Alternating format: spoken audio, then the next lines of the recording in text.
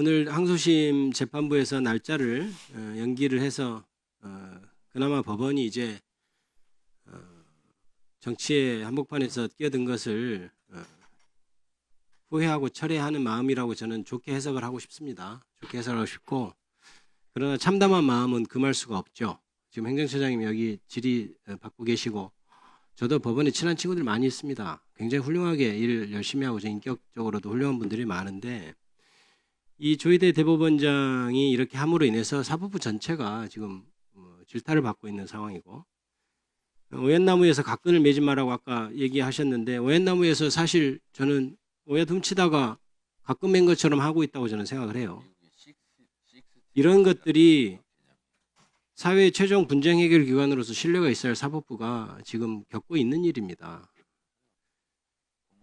그리고 행정처장님께서는 판결로 인해서 사퇴를 운운하는 것은 사법부 독립을 저해하는 일이다 이렇게 말씀하셨는데, 심판을 해야 될 사람이 선수로 뛰니까 야 부정선수 나가 하니까 나 심판인데 이렇게 하는 거하고 똑같은 말인 것 같아요. 저는 사법부가 하신 일을 생각해야죠. 조희대 대법원장이 일으킨 일, 그리고 거기에 정말 전 이해할 수가 없는 게 대법관식이나 되는 분들이 9명이나 되는 사람이 그렇게 동조해서 일어난 일, 그리고 그 판결문 보십시오.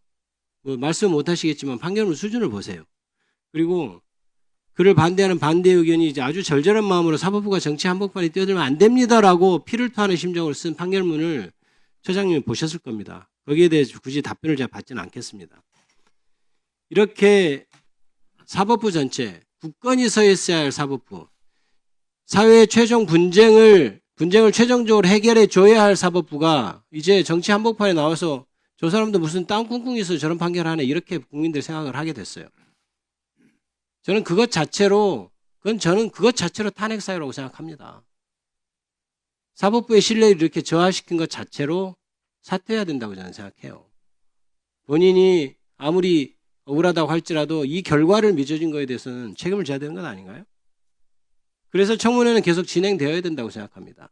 어떻게 된 상황인지, 왜 도대체 묵묵히 일선에서 열심히 일하는 판사들을 저렇게 모욕감 느끼게 만든 일이 벌어졌는지를 저는 명확히 확인하고 규정해야 된다고 생각을 합니다. 심지어는 그런 조롱까지도 있었잖아요. 상고이유서 제출기한 20일 그것도 안 지킬 거다. 세상에 대법원이 20일 안 지킬 거라고 생각하는 건 저도 법조인이지만 그런 상상을 할 수가 없잖아요. 그런데 그게 그렇게 될 거라고 현실로 다들 믿었어요. 그게 될지 안 될지를 떠나서 이미 대법원은 그런 기관이 되어버렸습니다. 법을 확인하고 선언해야 될 대법원이 그 규정도 안 지킬 거다. 이렇게 사람들이 생각을 해버렸단 말입니다. 거기에 책임을 져야죠. 만약에 자기는 중심을 했는데 이런 결과가 벌어졌다면 그 대법원장이 그 정도 판단 하나 못합니까? 그것만으로도 책임을 져야 된다고 생각해요. 그래서 제가 행정처장님께 저는 청문회를 진행하기 위해서 몇 가지 묻습니다. 결론이 뭡니까? 기록을 봤다는 건가요? 안 봤다는 건가요? 제가 했던 것처럼 했을 거라고 추측합니다. 저는 아까 말씀드린 것 이제 하드 카피로 복사는 안 됐죠, 기록이? 몇만 페이지 된다고 하는데요. 다 전자 스캔했다는 거죠. 스캔은 아까 말씀드린 것처럼 이제 대법원에서의 이제 제출된 문건은 스캔이 되기 시점으로 지연이고요. 자, 아까 죄송합니다. 저 시간이 없어서 제가 자꾸 답변을 끊는데 이게 저 핵심입니다. 지금 처장님은 상고이유서 답변에서 1, 2심 판결 이런 거 봤을 거다 이렇게 얘기하잖아요. 그거는 하드카피로 전달됐습니까? 스캔해서 전달됐습니까? 그 부분은 역시 재판 상황이기 때문에 제가 알 수도 없고 확인하기도 어려운 상황입니다. 그거는 좀 재판 행정 관련이니까 확인해서 저희한테 좀 답을 주십시오. 그거 제가 그거를 내용을 지금 알자고 하는 겁니까? 하드카피로 갔는지 스캔해서 갔는지 정도는 확인해 줘야죠. 확인해 주십시오. 그 정도는 우리 행정처의 말을 100보 양보해서 인정하더라도 그 정도는 읽어야죠. 그리고 저는 이거 한 가지 좀 묻고 싶습니다. 저는 내용도 이 시기에 재판을 한 것도 정치적 중립을 어겼다고 생각하지만 내용도 너무 형편없다고 생각하는 것이 대법관님들 대법관들 파기환송에 찬성한 법관들 말이에요. 예. 대법관들. 예. 그 녹음 파일 들어봤습니까? 이재명 피고인이 했던 말, 그 말을 들어봤습니까? 녹음 파일 실제 들어본 대법관이 있는지 한번 확인해 보세요. 다 스크립트 보고 저는 판단했을 거라고 봐요. 저는 보지도 않았을 거라고 생각해요. 1분만 주십시오. 정리하겠습니다. 네.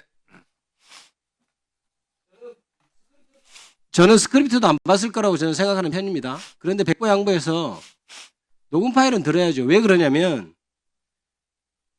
판결문에 그렇게 써 있어요. 판례를 적시하면서 허위의 사실을 공표한 것인지 표현의 객관적 내용과 전체 취지 이런 것은 그 표현이 선거인에게 주는 전체적인 인상을 기준으로 판단해야 된다. 그래서 어쩌고 저쩌고 블라블라 하고 있어요. 그러면 자기도 들어봐야죠. 텍스트하고 이게 들어보는 거하고 저는 전혀 다르다고 생각합니다. 들어만 봤어도 그런 결론 도저히 저는 못 냈을 거라고 생각해요. 그거는 제가 청문회 할 때도 한번 물어볼 겁니다. 정확히 확인해서 저희한테 알려주십시오. 텍스트를 그 음성 파일을 들었는지. 대법원 판결하는데 1심과 2심 판결을 보고 둘 중에 하나를 고를 수 있습니까, 시장님? 그렇게 해서는 안 됩니다. 판결문에는 그런 내용이 들어있습니다. 1, 2심 판결을 보고 어느 쪽이 맞는지 판단하면 된다.